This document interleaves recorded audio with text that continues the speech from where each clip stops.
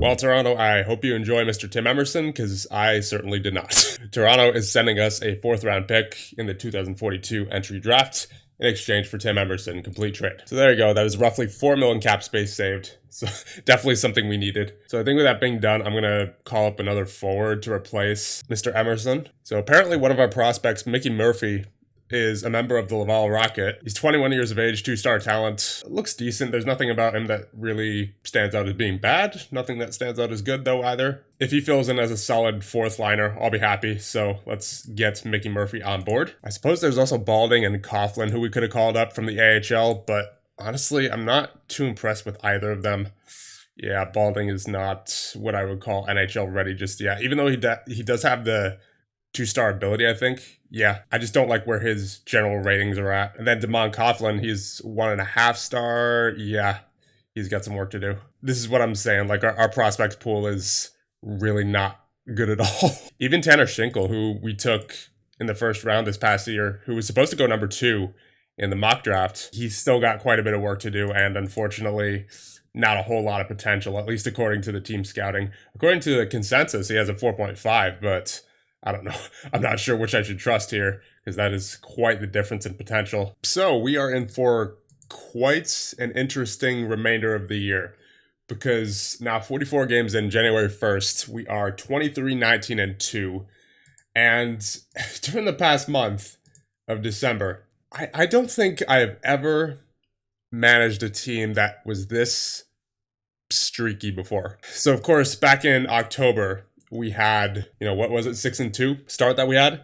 And then the 7-game losing streak to follow it up. And then November, I believe we only lost, 3 games total? Yeah, we only lost 3 games total here. But here in December, I like I said, I've never seen the likes of this. We have a loss against Columbus, a loss against Buffalo. Those 2 games were easily 2 of the worst games this season.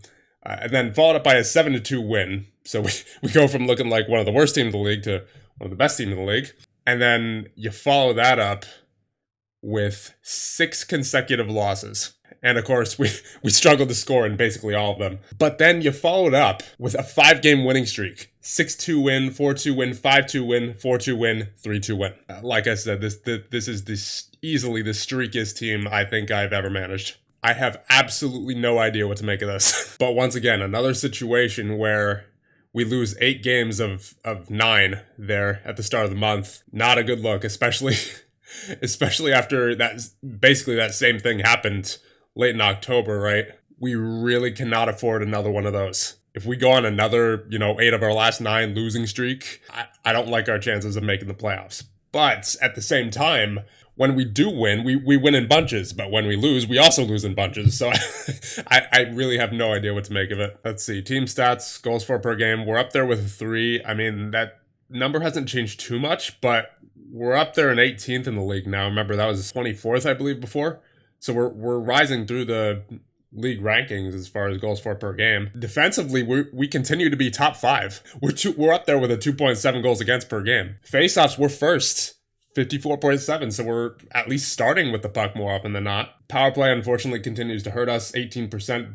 But remember, that was like 14%. So that's actually, the power play's gotten better. It's just our power play rank has gone down. Okay, so our penalty kill is 27th right now, 77.3. I believe that's gotten worse, but honestly, not too much worse from when we last checked. I think it was like a 78. It's just that we were much higher in the standings when we last checked. I think we were 14th with a 78% or something like that. So it's not that the penalty kill has gotten that much worse from when we last checked, but other penalty kills have gotten much better. Our penalty kill does need to get better, that's for sure. I mean, we're still taking away the puck like something tremendous. 377 takeaways already. Second place is Anaheim with 251. But then again, we're also giving up the puck a lot. 362 giveaways compared to 226 for New Jersey. So this is a strange team, man. And our defense appears to be doing a pretty good job of limiting shots from other teams. We're 10th in shots against per game with only 31.84. Unfortunately, we're 19th in shots for per game. So yeah, our offense could definitely be better, that's for sure. But defensively, it seems like we should be good enough to at least, not go on insane losing streaks like 8 of our last 9, You know what? I'll call up Ralph Balding. It couldn't hurt to give him a shot because unfortunately Mickey Murphy has not been good grade-wise. I think he has he's a 52 overall, and I think his defense is in the 40s. Yeah, 46. So we'll send him down to the AHL, and then we'll call up Ralph Balding and see what he can do. All right, so in light of the second 8 of our last 9 losing streak that we had back in the beginning of December, I've decided to go ahead and make 2 trade offers, one of which is to the Boston Bruins, who have accepted our offer of Kurt Van Buren, a third and a fourth, for the 32-year-old center Alexei Sommier. He does have quite a bit of salary, $7 million, unfortunately, but we did retain 50% in the deal. He currently has 22 points on the season in 42 games played, 70 grade, and his grade is very consistent throughout the simulation. He's also a pretty consistent 40 to 50 point guy, so I figure he can help both offensively and defensively. Take a look at Kurt Van Buren here. He's a good passer, good at faceoffs, good team player, and seems like he should be good all around, but unfortunately, he's only had 7 points so far this season in 41 games played, -10, 59 grade, and he's 27, so it's not like, keeping him around would be beneficial for the future. And I also sent a third and a fourth to sweeten the deal a little bit, so let's complete that trade. And obviously, right now, we're on a 6-game winning streak, so like I said, this is quite possibly the streakiest team I've ever managed, but at the same time, I don't want another losing streak like this to happen a third time, So I think that's why I felt at this point, it's probably a good idea to make a couple of trades. Unfortunately, the second trade that I offered to the Buffalo Sabres,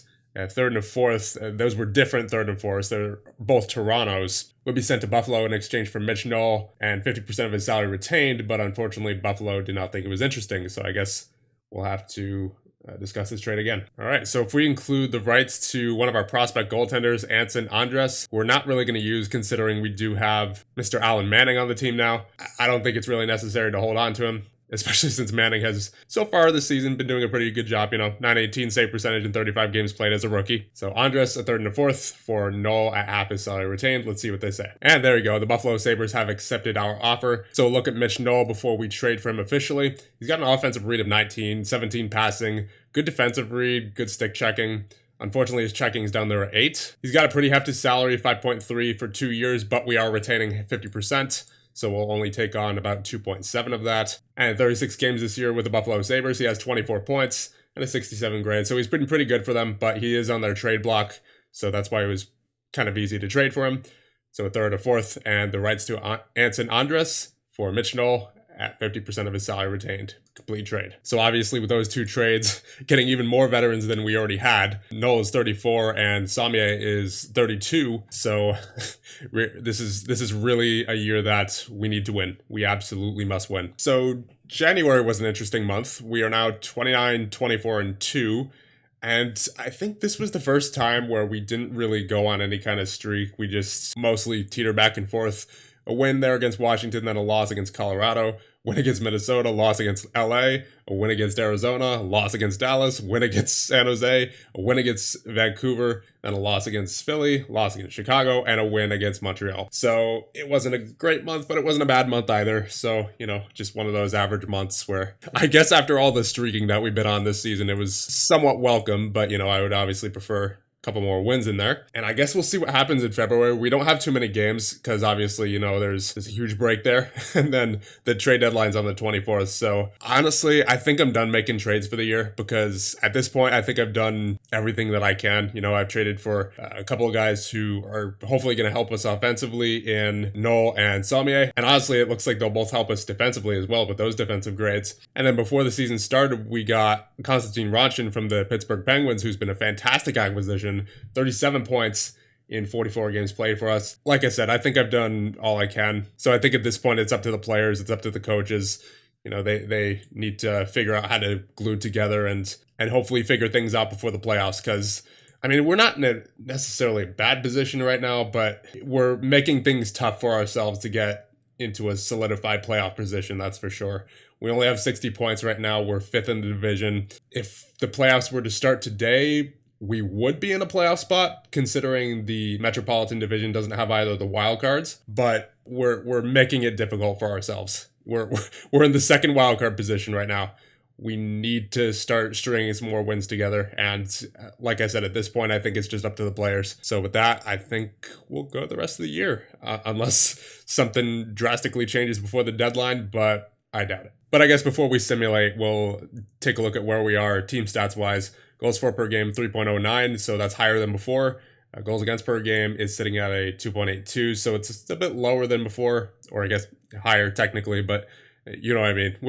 Not like it's that much worse. I mean, we're still sitting 7th in the league, so we're fine there. Power play, unfortunately, continues to be not where I'd like it to be, but like I said, that's just something for the players and the coach to figure out. And the penalty kill also continues to be not great, so special teams definitely could use some work. I think I've acquired some very good players, and it's just up to the coaches and the players to figure out how to make the power play and the penalty kill work. Unfortunately, the play of Alan Manning has dipped quite a bit recently. He's now doing 910 save percentage in 42 games played, but luckily, Cody Forster has picked up the slack a little bit there, and he has a 923 save percentage in 16 games played, so he's obviously not playing as much as Manning, but when he is in there, he's providing some good backup in relief of Manning. So a day before the trade deadline here, and yeah, I've officially decided I'm not making any more trades this year because we haven't been on any insane losing streaks since we made those trades for Noel and Sommier, and they've both been pretty good. 5 points for Noel in 10 games played, and then for Sommier, 6 points in 14 games played, and they've both been chipping in defensively too. And you know what? This is a veteran team, so I have no reason to believe that on top of not having any losing streaks lately, that we can't make the playoffs. I think at this point it's just a matter of figuring out the special teams, which, like I said, is in the hands of the coach and obviously the players to some extent. But still, I think the smartest move here would be not to make any at all and just let the players play. We do still have the wild card, but it's close. It's pretty close with us in Pittsburgh, and then Florida as well is right ahead of us. So it's a close race. It's a close race, but I think this team can do it. Okay, April 1st, we're 40, 31, and 4. This is a massive, massive game against the Rangers, and let me tell you why. They are within 4 points of us. We're competing with the Rangers and Pittsburgh for the final wildcard spot. We don't have any more games against Pittsburgh, but we have this game against the Rangers. It is going to be a massive one. So this is basically a playoff game right here, honestly. Wait. Should I?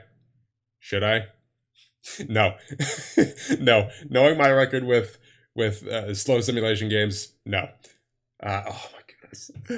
Didn't matter in the end anyway. We lost 4-1. That is not good. That is not good. Oh, this is so close. This is so... Oh my goodness. Why did we have to lose that? This is going to be a tight finish. I've been checking the standings like a madman since that Rangers game, and oh my goodness. This is such a close wildcard race. So the Rangers have now moved up into the third in the Metro, and now it's the Devils and the Lightning that we're competing with, and the Penguins to an extent if they go on a run. So if we don't make the playoffs, I hope we do, but if we don't, you can look at those 8 of the last 9 losing streaks and say, yeah, that was probably the problem. This poor guy, Michael Turbine, last season, before we came here, he had a massive injury that was like 9 months long. And now, just now, he gets a broken pelvis for 1 to 2 months. This guy cannot catch a break. I mean, he hasn't even played for the majority of the season, but still, that's just unfortunate. Oh my God, are we outside the playoffs right now? We're outside the playoffs right now. This last game against the Lightning, who are also in the wild card, by the way, is going to decide whether we're in the playoffs or not. If we don't win this game, we're not in. And even if we do win this game, we still may not be in.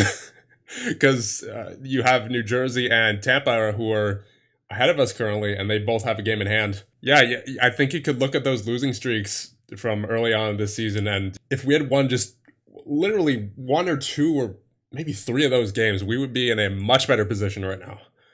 Ugh. Are we already out? We might actually already be out. I'm not even sure. I mean, our regulation plus overtime wins is higher than Pittsburgh's.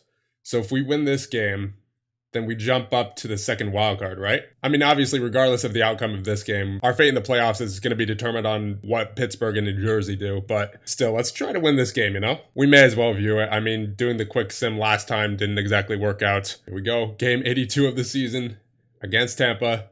Let's make it a good one. There we go. Toby Willand with the first goal of the game, 41st of the regular season. And Derek LeMay following up for Tampa to make it 1-1. And Derek LeMay again to make it 2-1. And that's the end of first. So we're down 2-1 heading into the second. Ugh. And that's a third goal for Tampa. Kevin Carlson with the goal. Oh my goodness. Joshua Waugh with the goal. His fourth goal of the season makes it 4-1. Okay, Konstantin Ronshin, 16th goal of the season for him, makes it 4-2. And we're headed into the third, down 4-2. We're going to need something here, guys. Okay, Pavel Jansa. But then Derek LeMay with the hat trick makes it 5-3. And it is unfortunately not looking likely that we'll win this game, nor that we'll make the playoffs. And that is all she wrote. Corbin House with the final goal of the game, presumably, with 5 seconds left.